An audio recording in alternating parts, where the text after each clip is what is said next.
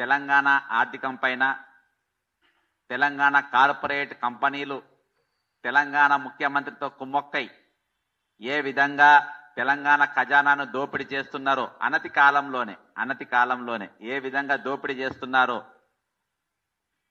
తెలంగాణ ప్రజలకు మరియు పోలీస్ అధికారులకు వీటిపైన చర్యలు తీసుకునే విధంగా వాళ్ళ దృష్టికి పోవడానికి నేను ఈ ప్రెస్ మీట్ చేయడం జరిగింది. నిన్నటి దినాన Telangana director general anti corruption bureau ACB గారికి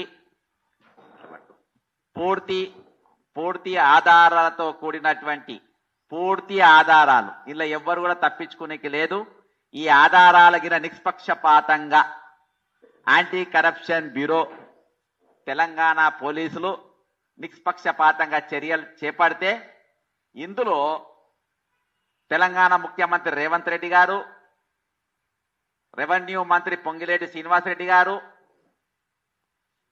మేఘా కృష్ణారెడ్డి అంటే పివి కృష్ణారెడ్డి,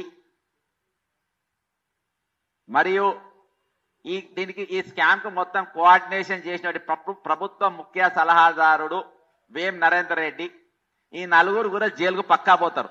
దయచేసి ప్రెస్ నోట్ లో నేను వేం నరేందర్ రెడ్డి పేరు రాసి మర్చిపోయినా. వేం నరేందర్ రెడ్డి పిటిషన్ లో వేం నరేందర్ రెడ్డి పేరు ఉన్నది. ఇందులో ఇలా ముఖ్యమైన స్కామ్ ఇందులో ఏంటంటే మ్యానిపులేషన్, క్రిమినల్ కుట్ర, ప్రజా నమ్మకాన్ని తూట్లు పొడవడం, ముఖ్య భూమిక నిర్వహించినటువంటి రేవంత్ రెడ్డి గారు, పొంగిలేటి శ్రీనివాసరెడ్డి గారు, PV Krishna Reddy MEIL, Raghava constructions, ఇంకా అదర్స్ అంటే వేం నరేందర్ రెడ్డి, కొంతమంది అధికారులు కూడా వీళ్ళందరూ వస్తారు.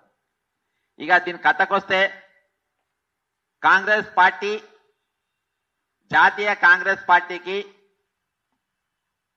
రేవంత్ రెడ్డి గారు ఎప్పుడైతే పిసిసి ప్రెసిడెంట్ అయిందో అప్పటికెళ్ళే ముఖ్యమంత్రి కావాలనే ఉద్దేశంతో కొంతమంది నాయకులను పార్టీకి వెళ్ళి వెళ్ళగొట్టేటట్టు వెళ్ళిపోయేటట్టు చేసి వెళ్ళిపోయిన వాళ్ళు, మిగిలిన వాళ్ళ కంటే ఈయన చాలా ప్రాచుర్యం పొందాలని జాతీయ కాంగ్రెస్ పార్టీ నమ్మకానికి విశ్వాసానికి పేరుగన్నటువంటి పార్టీ, మా తాత ముత్తాతలు కష్టపడి స్వతంత్రం తెచ్చినామని చెప్పుకునే పార్టీ, ఐడియాలజీ పార్టీ, అవన్నీ చూసి నేను కూడా 34 సంవత్సరాల కాంగ్రెస్ పార్టీలో సహవాసం చేసినటువంటి పార్టీ.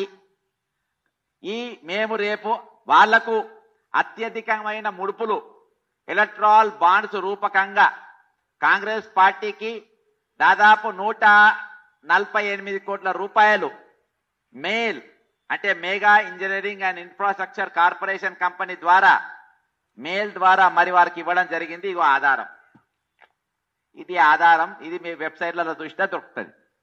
కాబట్టి ఈ డబ్బు తీసుకున్న తర్వాత రేపు కాంగ్రెస్ పార్టీ అధికారంలోకి రాగానే ఇక్కడ ఉన్న వర్కులు కానీ పనులు కానీ మొత్తం నీకు లాభదాయకంగా చేస్తామని చెప్పి ఇవ్వడం జరిగింది.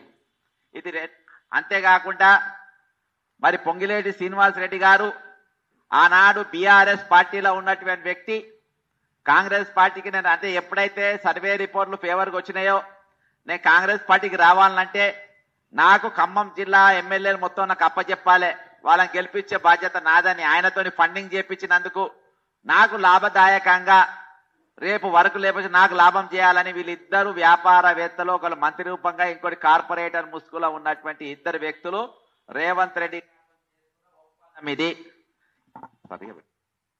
ఒప్పందం. అయితే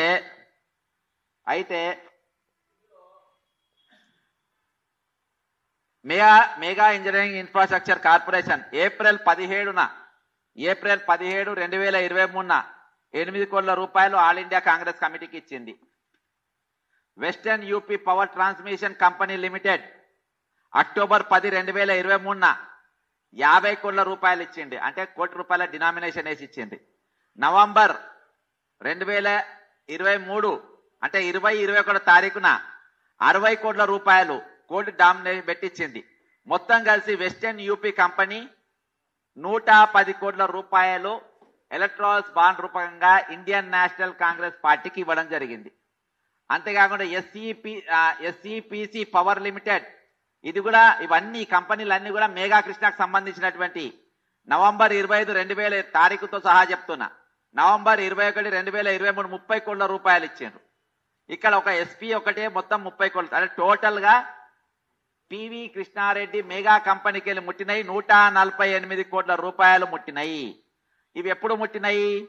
ఎలక్షన్ ఎప్పుడైతే ఎలక్షన్ కోడ్ వచ్చిందో అక్టోబర్ నవంబర్ 2023, అంటే రాహుల్ గాంధీ గారు మేడిగడ్డకు పోయిన టైంలో రాహుల్ గాంధీ గారు కాళేశ్వరం ఏటీఎం పట్టుకొని ఇక్కడ హైదరాబాద్ లో తిరిగినప్పుడు, అంటే అఫ్ కోర్స్ ఇప్పుడు ఆ ఏటీఎం అప్పుడు మెగా కృష్ణారెడ్డి తీసుకుపోయి ఏఐసీసీలో పెట్టుకున్నాడు.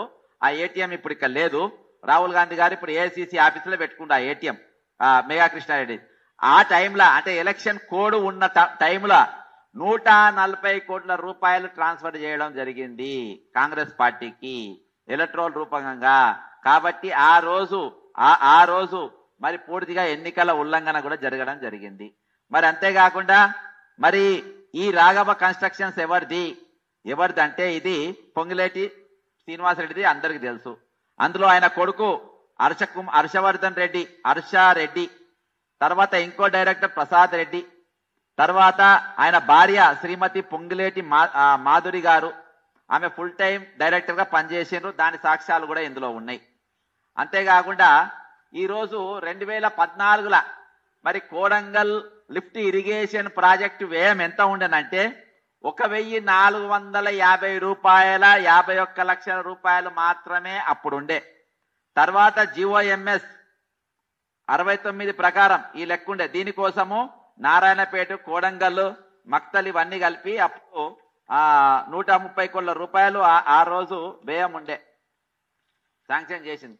తర్వాత ఇది మొట్టమొదటిసారిగా 1,450 కోట్ల దాన్ని ఏకంగా 2,945 కోట్ల, అంటే 2,940, అంటే సగం కంటే ఎక్కువ 0.50 జీవో నంబర్ 14 అది కూడా ఇలా పెట్టిన 14/8/22, అంటే మొన్న ఫిబ్రవరి రోజు ఇచ్చినటువంటి పైసలు with in just a couple of months after Revanth Reddy ఇచ్చిన తర్వాత మరి అదే నెల ఇమ్మీడియట్ గా పెంచడానికి మళ్ళా రెండోసారి ఎప్పుడు పెంచిందంటే 2000, అంటే ఫిబ్రవరి 2, 2024, అంటే రేవంత్ రెడ్డి ముఖ్యమంత్రి 2 నెలల పెంచిండు.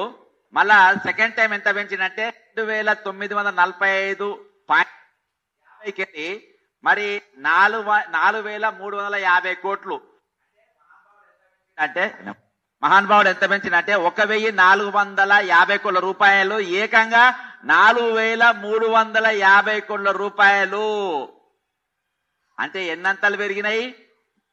డబల్ కు డబల్.